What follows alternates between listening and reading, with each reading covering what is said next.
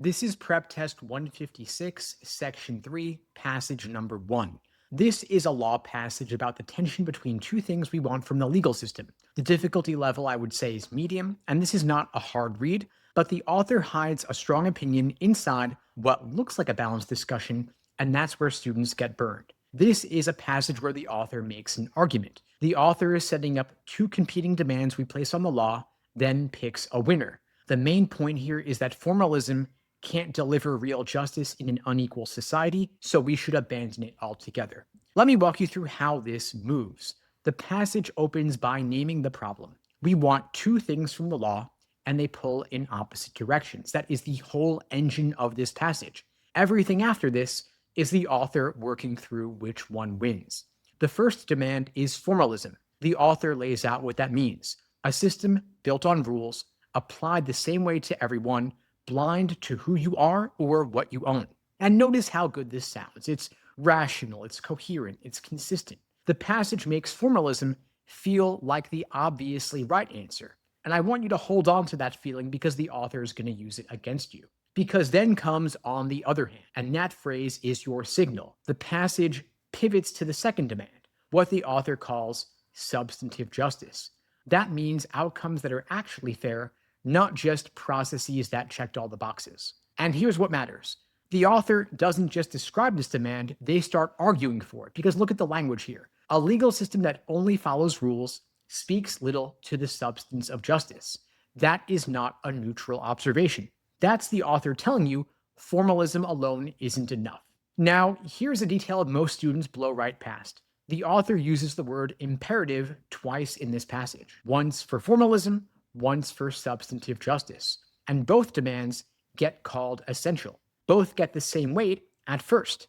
And that setup is deliberate because by the end, the author is going to say which one of them has to go. When you realize both were called imperative, the conclusion hits that much harder. Now, I want you to slow down right around where they say it seems then, because that phrase marks a key turn. Everything before it was set up. Everything after it is the verdict. The author says the tension between formalism and substantive justice is irreconcilable. Now, that word sounds like the author is throwing up their hands, like they're saying there's no answer. But I want you to keep reading here and not to get stuck here, because the key move is the author lays down a condition. Formalism can only work if society is already equal. And since we don't have that equality, formalism won't just fail to deliver justice, it will perpetuate injustice. And that word perpetuate matters. It means formalism actively makes things worse. Not neutral or harmless, but actually harmful. So the author's conclusion is clear. Abandon formalism and let the law adapt to how the world actually works. The last line calls the whole project of reconciling these two demands misguided, and that's their verdict. So here's the stance, plain and simple.